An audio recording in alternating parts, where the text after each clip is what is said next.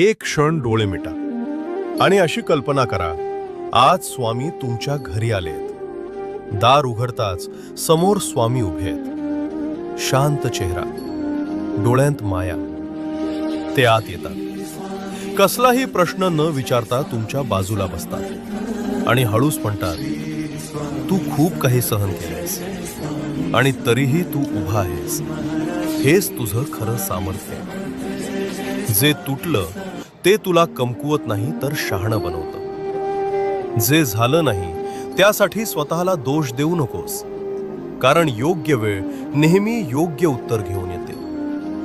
स्वामी तुमच्याकडे शांत नजरेनं पाहतात आणि पुढे म्हणतात, आयुष्य तुला तोडायला आलं नाही, ते तुला घडवायला आलंय. त्या एका क्षणात मन हलकं होतं, श्वास शांत होतो आणि आत कुठेतरी नवी उमेद जागी होते.